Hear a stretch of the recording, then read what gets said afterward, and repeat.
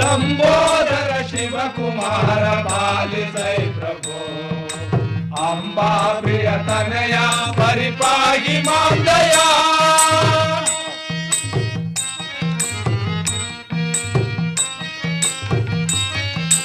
ಸಕಲ ದುರಿತ ಹರಣ ಭಜಿಪೆವು ನಿನ್ನ ಚರಣ.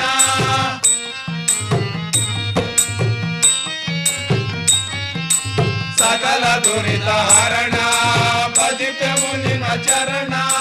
ಬಕುದ ಜನರ ಕರವ ಬಿಡದೆ ಜವದೆ ಮುದದೆ ಸಲಹೋದಯದೆ.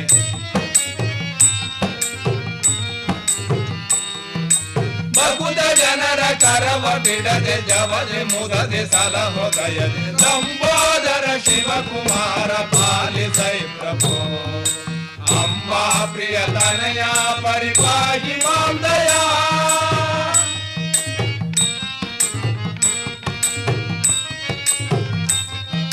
ಪ್ರಣವನಾದ ರೂಪ ಗಿರಿಜರುಡೆಯ ಗಣಪ.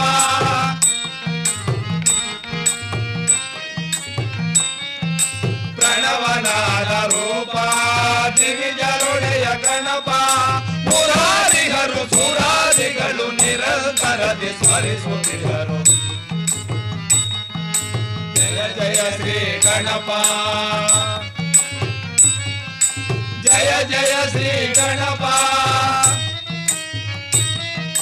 ಜಯ ಜಯ ಶ್ರೀ ಗಣಪ. ಲೇ ಕಮಲ, ಏನ್ ಮಾಡ್ತಾ ಇದ್ದೀಯ? ಅಡಿಗೆ ಮನೇಲಿ ಇದ್ದೀಯೇನ? ಹೌದೇನ್ರಿ, ಅಡಿಗೆ ಮನೇಲಿ ಇದ್ದೀನಿ. ಬಾರಿ ಅಲ್ಲಿ ಹತ್ರ ಬಾರೆ. ಏನ್ರಿ ಅದು? ಅಡಿಗೆ ಮನೇಲಿ ಏನ್ ಮಾಡ್ತಾ ಇದ್ದೆ? ಮಕ್ಕಳಿಗೆ ಅಡಿಗೆ ಮಾಡ್ತಾ ಇದ್ದೀನಿ ಕಣ್ರಿ. ಅಲ್ಲ ಕಣೆ, ದಣದು ನಾನು ಕಷ್ಟಪಟ್ಟು ಬರೋನು, ಮಕ್ಕಳಿಗೆ ಮಾಡ್ತಾ ಇದ್ದೀನಿ ಅಂತ ಹೇಳ್ತೀಯಲ್ಲ, ನನ್ನ ಗತಿ ಏನೇ ಕಮಲ? ನಿಮ್ಮ ಮಾತು ಹಾಗಿರ್ಲಿ ಕಣ್ರಿ. ಇರೋ 12 ಜನ ಮಕ್ಕಳನ್ನ ಸಂತರಿಸಿದ್ರೆ ಅದು ನನಗೆ ಸಾಕಾಗಷ್ಟು ಕಷ್ಟವಾಗ್ಬಿಟ್ಟಿದೆ ಕಣ್ರಿ. ಸಂತರಿಸ್ತೀಯ ನೀನು? ನಾನು ಗೇದ್ ತಂದು ಹಾಕ್ದೆ, ನೀನ್ ಎಲ್ಲಿ ಸಂತರಿಸಕ್ ಸಾಧ್ಯ? ಹೌದು ಕಣ್ರಿ, ನೀವು ಗೇದ್ ತಂದು ಹಾಕ್ತೀರಿ, ಆದ್ರೆ ಉಪವಾಸ ನಾವಿಬ್ರೇ ಕಣ್ರಿ. ಇರೋ 12 ಜನ ಮಕ್ಕಳಿಗೆ ನಾವು ಆಹಾರ ಒದಗಿಸ್ಕೊಡೋದ್ರಲ್ಲಿ ಬಹಳ ಕಷ್ಟ ಇದೆ ಕಣ್ರಿ. ಹೌದು ಕಮಲ, 12 ಜನ ಮಕ್ಕಳು. ಆ ಭಗವಂತ ನಮಗೆ ಯಾಕೆ ಇಷ್ಟು ಮಕ್ಕಳು ಕೊಟ್ನೋ ಆ ಪರಮಾತ್ಮನಿಗೆ ಗೊತ್ತು. ಓಹೋ ಶ್ಯಾಮಣ್ಣವ್ರೇ, ನಮಸ್ತೆ. ಓಹೋ ರಾಮಣ್ಣವ್ರೇ? ಹೌದು. ಓಹೋ ಅಲಾರಿ, ಮನೇಲಿ ಕುಂತು ಏನೇನೋ ಚಿಂತೆಗಳನ್ನ ತಲೆಗಂಚ್ಕೊಂಡು ಹೆಂಡತಿ ಜೊತೆ ಸಲಾಪ ಮಾಡ್ತಾ ಇದ್ದೀರಲ್ಲ, ಏನ್ ಕಾರಣ ಅಂತ? ಅಯ್ಯೋ ಸ್ವಾಮಿ ರಾಮಣ್ಣವ್ರೇ, ಏನು ಹೇಳಿ ನನ್ನ ಕಷ್ಟನ? ನನ್ನ ಕಷ್ಟ ನಿಮ್ಮಿಂದ ಪರಿಹಾರ ಮಾಡೋದಕ್ಕೆ ಸಾಧ್ಯವೇನ್ರಿ? ನೋಡ್ರಿ, ಕಷ್ಟ ಬಡತನ ಅಂತಕ್ಕಂಥದ್ದು ದೇವ್ರು ನಮಗ್ ಕೊಟ್ಟ ವರ ಅಲ್ಲ. ಬಡತನ ಅಂತಕ್ಕಂಥದ್ದನ್ನ ನಾವೇ ಸೃಷ್ಟಿ ಮಾಡ್ಕೊಳ್ಳೋದು. ಅದೇಂಗೆ ಸ್ವಾಮಿ? ಬಡತನ ಸೃಷ್ಟಿ ಮಾಡ್ಕೊಳ್ಳೋದು ನಾವೇ ಕಣ್ರಿ. ಅಲಾರಿ, ಅತಿ ಸಂತಾನ ಬಡತನ ಕೆಡೆ ಮಾಡಿಕೊಡುತ್ತೆ. ಮಿತ ಸಂತಾನ ಬಡತನದಲ್ಲಿ ಸುಖಕರವಾದ ಆಹ್ಲಾದಮಯನ್ನುಂಟು ಮಾಡುತ್ತೆ. ಹಾಗೆ ಇವತ್ತು ನಿಮ್ಮ ಸಂಸಾರದಲ್ಲಿ ಸೃಷ್ಟಿಕರ್ತನ ಪ್ರಭಾವ 12 ಮೇಲೆ ಏರ್ತಾ ಇದೆಯಲ್ಲ, ನಿಮಗ್ ಬಡತನ ಬರದೆ ಕಷ್ಟ ಬರದೆ ಇನ್ನೇನ್ರಿ? ಇನ್ ಎಲ್ಲಿ ಸುಖ ಬರುತ್ತೆ ಸ್ವಾಮಿ? 12 ಮಕ್ಕಳು. ಸುಖ ಅಂತಕ್ಕಂಥದ್ದು ನಿಮಗೆ ಕನಸಿನ ಗಂಟು, ನಿಮಗೆ ಸುಖ ಸಿಕ್ಕೋದಿಲ್ರಿ. ನೋಡ್ರಿ, ಜೀವನದಲ್ಲಿ ಮನುಷ್ಯ ಸುಖ ಅಂತಕ್ಕಂಥದ್ದನ್ನ ಇವತ್ತಿನ ಪ್ರಪಂಚದಾಗಿ ಅನುಭವಿಸ್ಬೇಕು ಅಂತಂದ್ರೆ ಹೆಣ್ಣಾಗ್ಲಿ ಗಂಡಾಗ್ಲಿ 2 ಮಕ್ಳಿರ್ಬೇಕು. ಅದು ಹೆಣ್ಣಾದ್ರೂ ಪರವಾಗಿಲ್ಲ, ಗಂಡಾದ್ರೂ ಪರವಾಗಿಲ್ಲ. ನಮ್ಮ ಯಜಮಾನ್ರು ಆಗ ಮಾಡ್ಲಿಲ್ಲ ಸ್ವಾಮಿ. ಇನ್ನೇನ್ ಶಾರದಮ್ಮನವ್ರೆ, ನನಗೆ ಹಿರಿ ಮಕ್ಳೆಲ್ಲ ಹೆಣ್ಮಕ್ಳು. 12 ಜನದಲ್ಲಿ 11 ಜನ ಹೆಣ್ಮಕ್ಳು, ಕೊನೆದು ಒಂದೇ ಒಂದು ಗಂಡು ಮಗು. ನನಗೆ ವಂಶದ ಕುಡಿಬೇಕು, ನನ್ನ ವಂಶ ಹೆಸರು ಹೇಳೋದಕ್ಕೆ ಗಂಡು ಮಗು ಬೇಕು ಅಂತೇಳಿ 12 ಜನ ಮಕ್ಳು ಆಗ್ಬಿಡ್ತು ಸ್ವಾಮಿ. ನನಗೆ ಹೇಳ ಮಾತನೇ ಕೇಳಲಿಲ್ಲ. ಶಾರದಮ್ಮ, ನಿಮ್ಗಿರ್ತಕ್ಕಂಥದ್ದು ಕೇವಲ 2 ಎಕರೆ ಜಮೀನು. ಹೌದು. ಅದರಲ್ಲಿ ನೀವು 11 ಜನ ಹೆಣ್ಣು ಮಕ್ಕಳನ್ನ ಶುಭ ಶೋಭನ ಎಲ್ಲ ಮುಗಿಸಿ ಆ ಒಂದು ಗಂಡು ಮಗುಗೆ ನೀವು ಮಾಡಿಟ್ಟೋಗ್ತಕ್ಕಂಥದ್ದೇನು? ಆದ್ರೆ ಬಡತನದ ಹೊರೆಯನ್ನ ಮಗುನ ಮೇಲೆ ಹೊರ್ಸೋಗ್ತೀರಾ. ಶುಭ ಶೋಭನ ಮಾಡೋ ಮಾತು ಹಾಗಿರ್ಲಿ ಸ್ವಾಮಿ. ಒಂದು ಮಗುಗೆ ಒಂದೊಂದು ರೀತಿ ರೋಗ, ವಾತ ಪಿತ್ತ ಸನ್ನಿ ಇತ್ಯಾದಿ ಜ್ವರ ಇತ್ಯಾದಿ ರೋಗಗಳ ಕಾಲ ಹಾಕತ್ಲೇನೇ ಇದೆ. ಅದ್ರ ಮಧ್ಯದಲ್ಲಿ ತಿನ್ನೋದಕ್ಕೆ ಅನ್ನವಿಲ್ಲದೆ ಈ ಬಡತನ ಬೇಡಿ ಸ್ವಾಮಿ. ಮಕ್ಕಳ ಸಹವಾಸ, ಈ ಗಂಡನ ಸಹವಾಸವಂತೂ ನನಗೆ ಬೇಡವೇ ಬೇಡ ಅನ್ನೋ. ಕಮಲ, ಯಾಕೆ ನನ್ನ ಮೇಲೆ ಬಾಯಿ ಬಿಡ್ಕೊಳ್ತೀಯ? ಇನ್ನೇನ್ರಿ ಮತ್ತೆ? ಅಲ್ಲ ಕಣೆ, ಮಕ್ಕಳು ಸಾಕೋದಕ್ಕೋಸ್ಕರ ನಾನು ಈ ಕೂಲಿ ನಾಲಿ ಮಾಡಿ ಎಲ್ಲಿಂದಾದ್ರೂ ಗೆದ್ದು ತಂದು ಹಾಕ್ತೀನಿ. ನನ್ನ ಮೇಲೆ ಯಾಕೆ ಕೋಪ ಮಾಡ್ಕೊಳ್ತೀನಿ? ಕೂಲಿ ನಾಲಿ ಮಾಡಿ ಏನ್ರಿ ಮಕ್ಕಳು ಸಾಕೋಕ್ ಸಾಧ್ಯ? ಇನ್ಯಾವ ರೀತಿ ಆಗುತ್ತೆ? ಅತಿ ನೋಡ್ರಿ. ಸಂತಾನ ಬೇಡ ಮಿತ ಸಂತಾನ ಸಾಕು ಅಂತೇಳಿ ಈಗ ಸರ್ಕಾರ ಹೇಳ್ತಾ ಇಲ್ವೇನ್ರಿ? ಅದನ್ನಾದ್ರೂ ಇವಾಗ- ಕೇಳಿ ನೀವು ಬುದ್ಧಿ ಕಲ್ತ್ಕೋಬಾರ್ದೆ? ಇವಾಗ ಹೇಳಿದ್ರೆ ನಮ್ಗೆಲ್ ಗೊತ್ತಿತ್ತೆ ಮೊದಲು ಇದು? ಶ್ಯಾಮಣ್ಣವ್ರೆ, ಓ ಇವತ್ತು ನಮ್ಮ ದೇಶದಲ್ಲಿ ಜನಸಂಖ್ಯೆ ಹ 93 ಕೋಟಿ ಏರ್ತಾ ಇದೆ. ಏನ್ ಸ್ವಾಮಿ? 2000 ಇಸವಿ ಹೊತ್ತಿಗೆ ನಮ್ಮ ದೇಶದ ಜನಸಂಖ್ಯೆ ಎಷ್ಟಾಗುತ್ತೆ ಗೊತ್ತೇ? 100 ಕೋಟಿಯಿಂದ ಆಚೆ ದಾಟುತ್ತೆ. ಅಬ್ಬಬ್ಬಬ್ಬ. ಅಲ್ಲ ರೀ, ಹಿಂದಿನ ಕಾಲದಲ್ಲಿ ಪ್ಲೇಗು, ಕಾಲರ ಇತ್ಯಾದಿ ಮಹಾ ಮಾರಕ ರೋಗಗಳಿಂದ ಅಯ್ಯೋ. ಜನಸಂಖ್ಯೆ ಇಳಿಮುಖ ಆಗ್ತಾ ಇತ್ತು. ಇವತ್ತಿನ ಕಾಲದಲ್ಲಿ ಇದಾವು ರೋಗಗಳಿಲ್ಲ.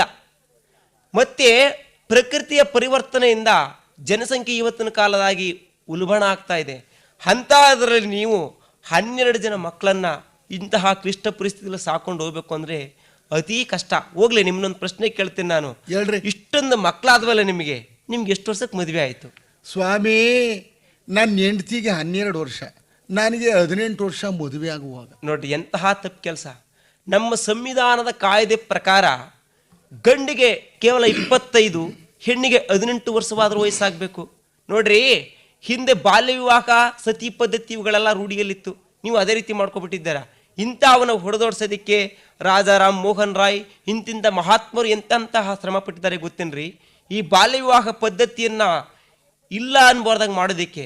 ಆದ್ರೆ ನೀವು ಅದೇ ಪದ್ಧತಿಯನ್ನು ಅನುಸರಿಸ್ಬಿಟ್ಟು ಕೇವಲ 16 ವರ್ಷಕ್ಕೆ ಮದುವೆ ಆಗ್ಬಿಟ್ಟು ಇಷ್ಟೊಂದು ಮಕ್ಕಳು ಪಡ್ಕೊಂಡು ದೊಡ್ಡರೊಂದು ಗಾದೆ ಹೇಳ್ತಾರೆ, ಅಟ್ಟಿ ಮೇಲೆ ಒಲವಿರುತ್ತವೆ, ಕೆಟ್ಟ ಮೇಲೆ ಬುದ್ಧಿ ಬಂತು ಅಂತ. ಹಾಗಾಗಿದೆ ಅಲ್ರಿ ನಿಮ್ ಪರಿಸ್ಥಿತಿ. ಹೌದು ಚೆನ್ನಾಗ್ ಕಣ್ಸ್ವಾಮಿ. ಬುದ್ಧಿ ಹೇಳಿ ಸ್ವಾಮಿ. ಇವ್ರಿಗೆ ಶರೀರ ಬೆಳಿತೇವೆ ವಿನಃ ಬುದ್ಧಿ ಬೆಳಿಲಿಲ್ಲ ಸ್ವಾಮಿ ತಾಯಿ ಅವ್ರಿಗೆ. ಚೆನ್ನಾಗಿ ಹೇಳೋದು ಏನ್ ತಾಯಿ? ಹಾದ ಮದುವೆ ವಾದ್ಯ ಯಾಕೆ ಅಂತ. ಇವಾಗ ಇಷ್ಟೊಂದು ಮಕ್ಕಳಾಗಿವೆ, ಇವ್ರ ಕಷ್ಟನೇ ಸಾಕು. ಹೋಗ್ಲಿ, ನಿಮ್ಗೆ ಇಷ್ಟೊಂದು ಮಕ್ಕಳಾಯ್ತಲ್ಲ, ಒಂದು ಮಗುವಿನಿಂದ ಒಂದು ಮಗು ಎಷ್ಟು ವರ್ಷ ಅಂತರ ಆಯ್ತು? ವರ್ಷಕ್ಕೊಂದೊಂದು ಸ್ವಾಮಿ. ಏನ್ರಿ ಇದು ಮಾನವೀಯತೆ ಮೌಲ್ಯನ? ಅಲ್ಲ ರೀ, ವರ್ಷಕ್ಕೊಂದೊಂದು ಮಕ್ಕಳು ಅಂತ ಹೇಳ್ತಾ ಇದ್ದೀರಲ್ಲ, ನಿಮಗೆ ನಾಚಿಕೆ ಬೇಡವೇನ್ರಿ?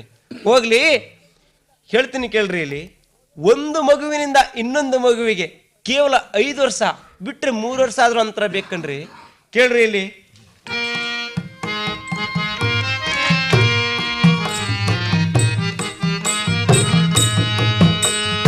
ಅಂತರವಿರಬೇಕು ನಡುವೆ, ಅಂತರವಿರಬೇಕು.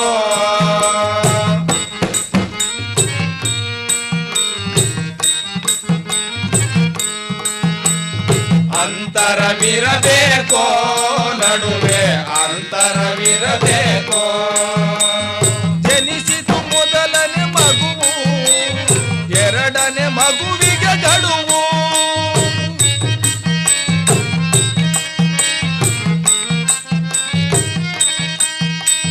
ಜನಿಸಿತು ಮೊದಲನೇ ಮಗು, ಎರಡನೇ ಮಗುವಿಗೆ ಗಡುವು. 5 ವರ್ಷಗಳ ಇರವೋ, 5 ವರ್ಷಗಳ ಇರವೋ, ಜೀವನ ಉತ್ತಮ ಕರವು. ಅಂತರವಿರಬೇಕು ನಡುವೆ, ಅಂತರವಿರಬೇಕು.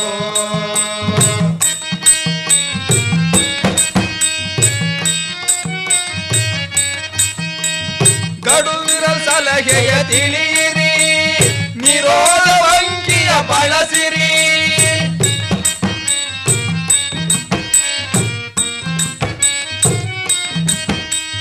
ಗಡುವಿರ ಸಲಹೆಯ ತಿಳಿಯಿರಿ, ನಿರೋಧ ಅಂಕಿಯ ಬಳಸಿರಿ. ಸಬಲ ಮಕ್ಕಳನ್ನು ಬೆಳೆಸಿರಿ, ಸಬಲ ಮಕ್ಕಳನ್ನು ಬೆಳೆಸಿರಿ. ಮಕ್ಕಳೆರಡು ಸಾಕೆನ್ನಿರಿ, ಮಕ್ಕಳೆರಡು ಸಾಕೆನ್ನಿರಿ. ಅಂತರವಿರಬೇಕು ನಡುವೆ, ಅಂತರವಿರಬೇಕು. ನೋಡ್ರಿ, ಮಕ್ಕಳ ನಡುವೆ ಕೇವಲ 5 ವರ್ಷ ಆಗದ ಇದ್ರೆ ಪರವಾಗಿಲ್ಲ, 3 ವರ್ಷ ಆದ್ರೂ ಅಂತರ ಇರಬೇಕು. ಇದು ನಮ್ಮ ಕುಟುಂಬ ಕಲ್ಯಾಣ ಇಲಾಖೆಯವರು, ವಾರ್ತಾ ಪ್ರಸಾರ ಇಲಾಖೆ ಇತ್ಯಾದಿ ಒಂದು ಮಾಧ್ಯಮದಿಂದ ನಮ್ಮ ಈ ಸಾಂಸಾರಿಕರಿಗೆ ತಿಳುವಳಿಕೆ ಕೊಡ್ತಾ ಇದ್ದಾರೆ. 5 ವರ್ಷ ಅಂತರ ಇರದಿದ್ರೂ ಪರವಾಗಿಲ್ಲ, 3 ವರ್ಷ ಆದ್ರೂ ಇರಬೇಕು. ಅದಕ್ಕೋಸ್ಕರ ನಿರೋಧ ವಂಕಿ ಅಂತಕ್ಕಂಥ ಒಂದು ಆಧುನಿಕ ಉಪಕರಣಗಳೆಲ್ಲ ಇಟ್ಟಿದ್ದಾರೆ. ಅಂತ ಒಂದು ಒಳ್ಳೆ ಸವಲತ್ತಾದ ಒಂದು ಇದರಿಂದಾದರೂ ನಾವು ಅಂತರವನ್ನು ಬೆಳೆಸ್ಕೊಂಡು 5 ವರ್ಷ ಅಂತರ ಬಂದಾಗ ನಮ್ಮ ಮಕ್ಕಳು ಒಳ್ಳೆ ದೃಢಕಾರ ಆಗ್ತಾರೆ, ದೇಹ ಪುಷ್ಟವಾಗ್ತಾರೆ, ಸಬಲರಾಗ್ತಾರೆ. ಇಂತಹ ಮಕ್ಕಳು 2 ಮಕ್ಕಳಿದ್ರು ಸಾಕಿಲ್ವೇನ್ರಿ? ನೋಡ್ರಿ, ಸಗರ ಚಕ್ರವರ್ತಿ 6,000 ಮಕ್ಕಳನ್ನು ಪಡೆದ. ಅಲ್ವೇ? ಇಂದ್ರ ಪದವಿಗೆ ಏರ್ಬೇಕು ಅಂತ ಹೇಳಿ ಪಡೆದಕ್ಕೆ ಸಾಧ್ಯ ಆಯ್ತೇನ್ರಿ? ಇಂದ್ರ ಪದವಿಗೆ ಏರಕ್ಕಾಗ್ಲಿಲ್ಲ. ಆದ್ರೆ ಅವನ ಒಬ್ಬನೇ ಒಬ್ಬ ಮೊಮ್ಮಗ ಭಗೀರಥ ದೇವಗಂಗೆನ ಧರೆಗೆ ತಂದು ಬಿಟ್ಟ.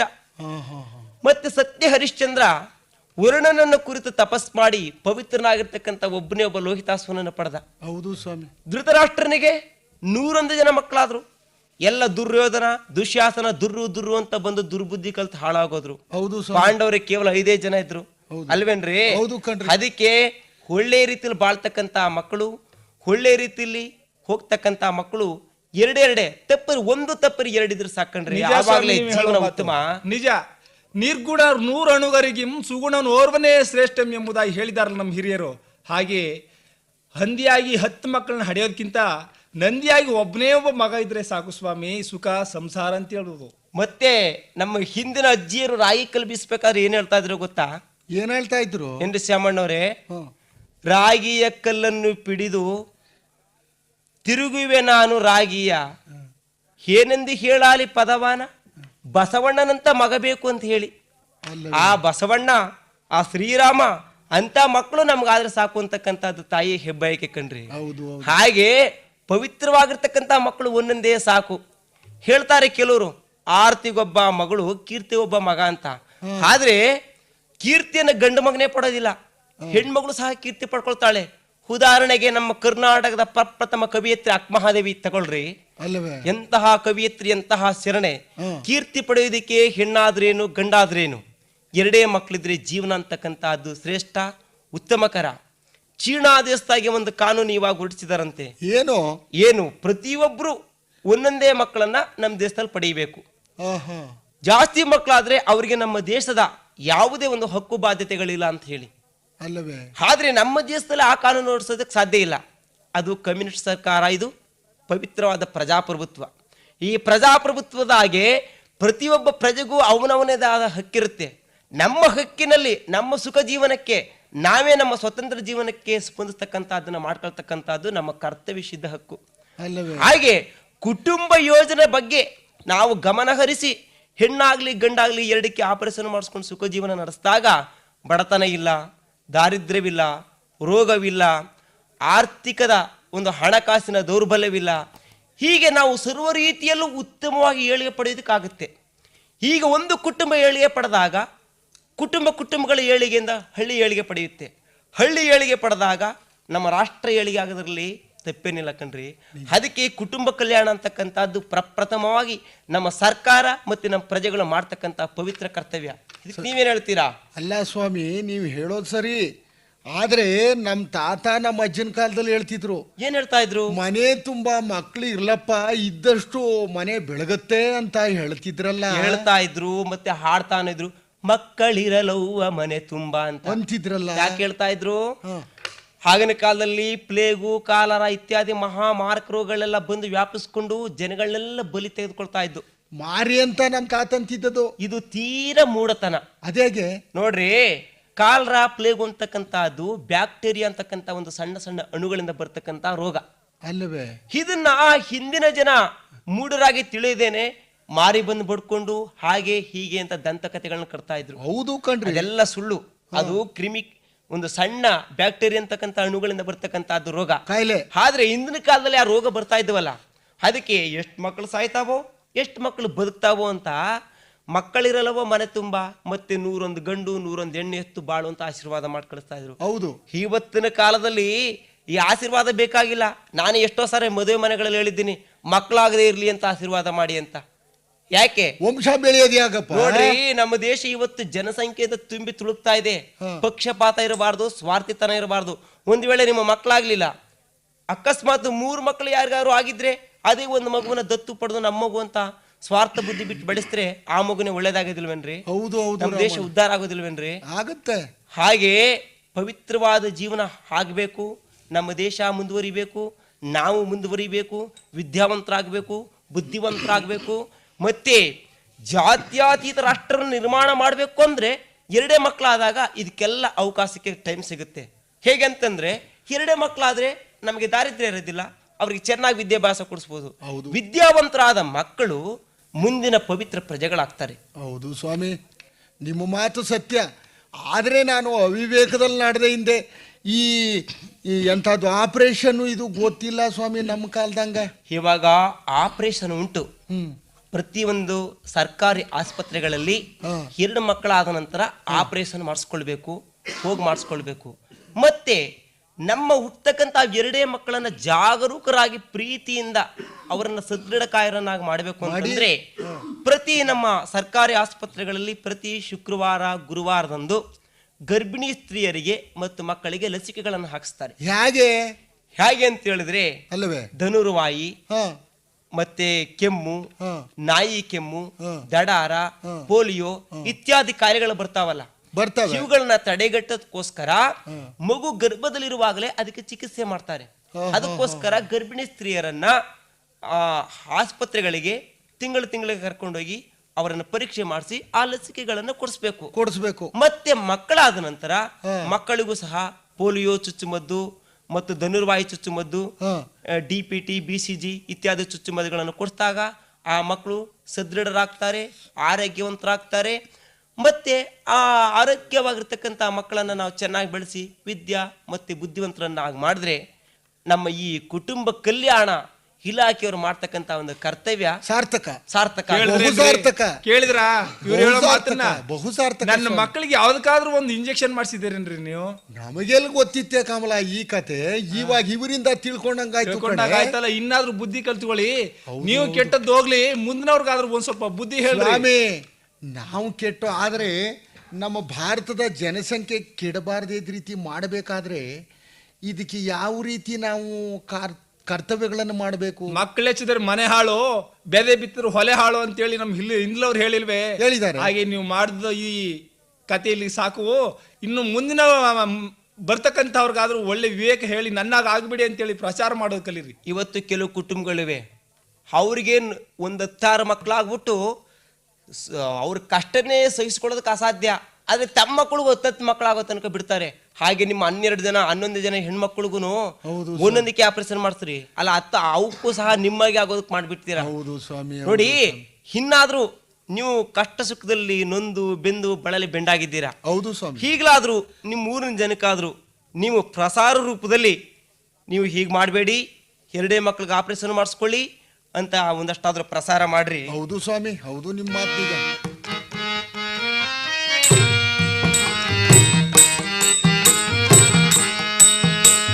ಪ್ರಸಾರ ಮಾಡುವೆವು ನಾವು, ಪ್ರಸಾರ ಮಾಡುವೆವು.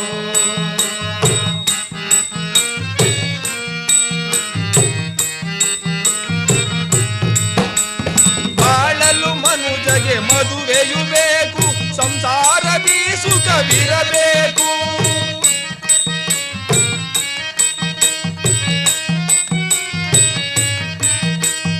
ಬಾಳಲು ಮನುಜಗೆ ಮದುವೆಯು ಬೇಕು, ಸಂಸಾರದಿ ಸುಖವಿರಬೇಕು. ಕಾಣಲು ಸುಖವನ್ನು ಮಕ್ಕಳು ಬೇಕು, ಹೆಣ್ಣಾಗಿ ಗಂಡಾಗಿ ಎರಡೇ ಸಾಕು.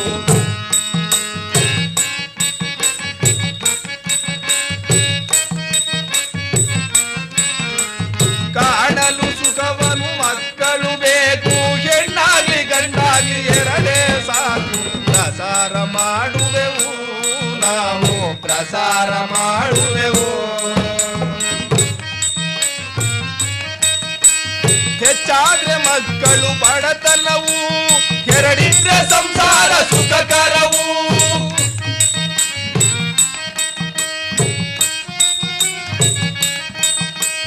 ಹೆಚ್ಚಾದ್ರೆ ಮಕ್ಕಳು ಬಡತನವು, ಎರಡಿದ್ರೆ ಸಂಸಾರ ಸುಖಕರವು.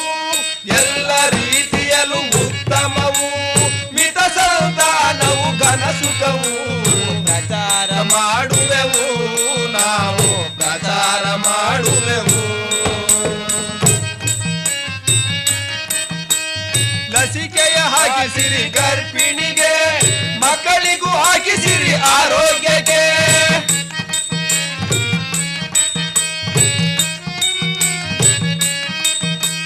ಲಸಿಕೆಯ ಹಾಕಿಸಿರಿ ಗರ್ಭಿಣಿಗೆ, ಮಕ್ಕಳಿಗೂ ಹಾಕಿಸಿರಿ ಆರೋಗ್ಯಕ್ಕೆ. ಎದೆ ಹಾಲು ಉಣಿಸಿರಿ ಸಬಲತೆಗೆ, ಪೌಷ್ಟಿಕ ಆಹಾರ ಸದೃಢತೆಗೆ. ಪ್ರಸಾರ ಮಾಡಿ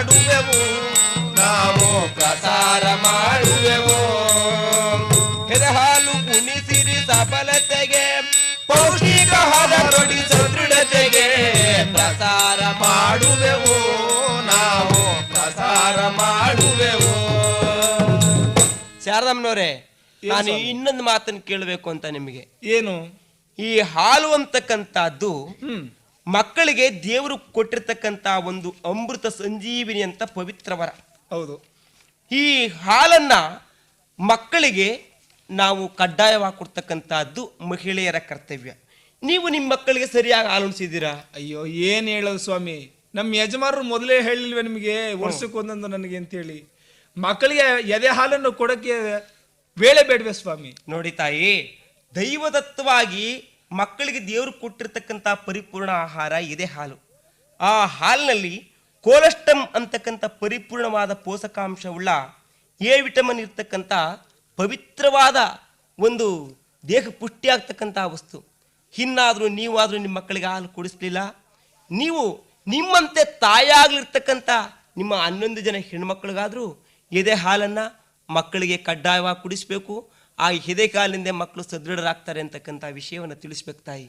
ಅಲ್ಲ ಸ್ವಾಮಿ, ಎದೆ ಹಾಲು ಕೊಡಿದ್ರೆ ಬೇರೆ ಹಾಲು ಕೊಟ್ರೆ ಏನಾಗುತ್ತೆ ಅಂತ? ಬೇರೆ ಹಾಲು ಅದು ಎದೆ ಹಾಲಿನಷ್ಟು ಪವಿತ್ರವಾಗಿಲ್ಲ. ಮಕ್ಕಳಿಗೆ ರೋಗಾದಿಗಳು ಜಾಸ್ತಿ ಆಗುತ್ತೆ ಅಂತ? ರೋಗಾದಿಗಳಲ್ಲ, ಆದ್ರೆ ಮಕ್ಕಳಿಗೆ ಅಲ್ಪ ಸ್ವಲ್ಪ ಅವರ ದೇಹಕ್ಕೆ ಹೊಂದ್ಕೊಳ್ಳದೆ ಪರಿವರ್ತನೆ ಆಗ್ಬೋದು.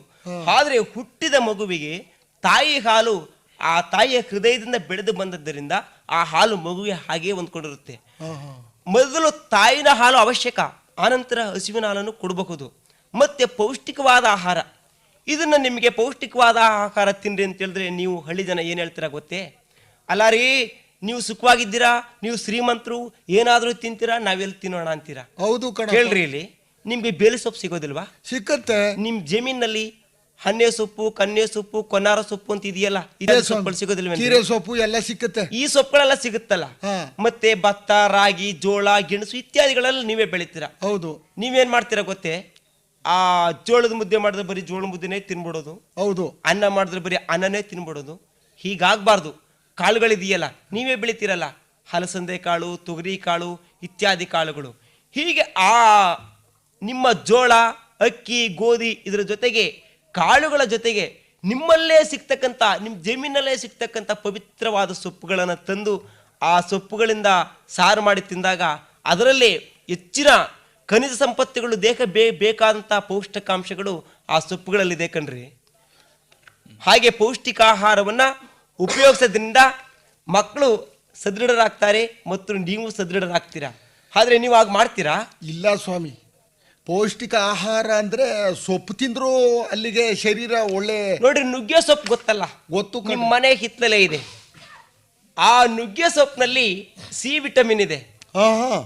ಇವಾಗ ಅಮೆರಿಕದ ವಿಜ್ಞಾನಿಗಳು ಒಂದು ಒಂದು ವಿಷಯವನ್ನ ಪತ್ತೆ ಹಚ್ಚಿದ್ದಾರೆ. ಈ ಕ್ಯಾನ್ಸರ್ ಅಂತಕ್ಕಂಥ ಕಾಯಿಲೆ ಬೀಡಿ ಸಿಗರೇಟ್ ಇಂದ ಬರೋದಿಲ್ಲ, ಸಿ ವಿಟಮಿನ್ ಯಾರ ಕಡಿಮೆ ಇರುತ್ತೋ ಅವ್ರಿಗೆ ಬರುತ್ತೆ ಅಂತ ಹೇಳ್ತಾರೆ. ಹಾಗೆ ನುಗ್ಗೆ ಸೊಪ್ಪಲ್ಲಿ ಸಿ ವಿಟಮಿನ್ ಇದೆ.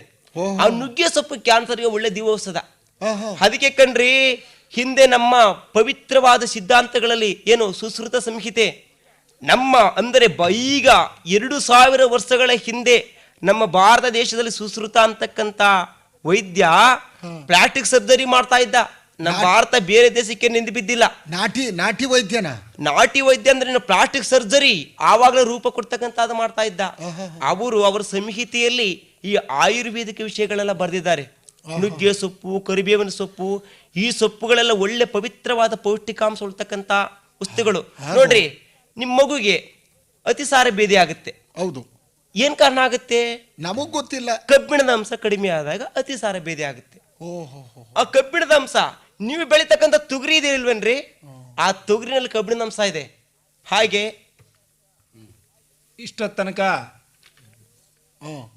ಸ್ವಾಮಿ ಡಾಕ್ಟ್ರಿಗಿಂತ ಹೆಚ್ಚಾಗಿ ನಮಗೆ ತಿಳುವಳಿಕೆ ಕೊಟ್ರಿ ಸ್ವಾಮಿ. ಈ ವಿಷಯವನ್ನ ಜನತೆಗೆಲ್ಲ ಪ್ರಚಾರ ಮಾಡಲೇಬೇಕು. ಅದಕ್ಕಾಗಿ ನಾನು ಪ್ರಚಾರಕನಾಗಿ ಹೊರಟಿದ್ದೀನಿ ಸ್ವಾಮಿ. ಈ ವಿಷಯಗಳು ನಾವು ನಿಮ್ಮಂತ ಅವರಿಂದ ತಿಳ್ಕೊಂಡು ಬಂದಿರತಕ್ಕಂಥದ್ದು. ಸರ್ವಜ್ಞ ಹೇಳ್ತಾನೆ, ಸರ್ವಜ್ಞ ಅಂತಕ್ಕಂಥ ಅವನು ಸರ್ವರಿಂದ ಆದವನಲ್ಲ, ಸರ್ವರಿಂದೊಂದೊಂದು ನುಡಿಗಲಿತು ವಿದ್ಯೆದ ಪರ್ವತವೇ ಆದ ಸರ್ವಜ್ಞ ಅಂತ ಹೇಳ್ತಾನೆ. ಹೌದು ಸ್ವಾಮಿ. ಹಾಗೆ ತಮ್ಮಂತವರ ಆಶೀರ್ವಾದ, ಸಂತೋಷ. ನಾನು ಬರ್ತೀನಿ, ಇನ್ನಾದ್ರೂ ಮುಂದಿನವರಿಗೆ ನೀವು ತಿಳುವಳಿಕೆ ಕೊಡಿ. ಹೌದೌದು, ಪ್ರಚಾರ ಇದು ಪ್ರಚಾರಗೊಳಿ ಪರ ಪ್ರಾರಬ್ಧ ಕರ್ಮ, ಇದುವೇ ಪ್ರಚಾರ ಧರ್ಮ.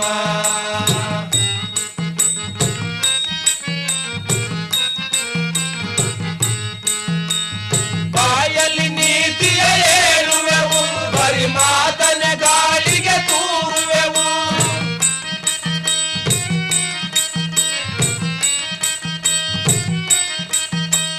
ಬಾಯಲ್ಲಿ ನೀತಿಯ ಹೇಳುವೆವು, ಬರಿ ಮಾತನೆ ಗಾಳಿಗೆ ತೂರುವೆವು. ಅನ್ಯರ ದೋಷವ ನೆನೆಸುವೆವು, ನಾಡಿನ ಕೊರತೆಯ ನೀಗಿಸೆವು. ಇದುವೇ ಪ್ರಚಾರ ಧರ್ಮ.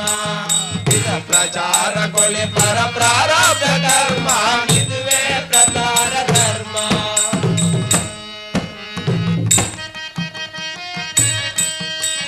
ಧರೆಯಲ್ಲಿ ಮನುಜನ ಬಾಳು, ಸುಖ ಕಾಣಲು ಹೇಳುವೆ ಕೇಳು.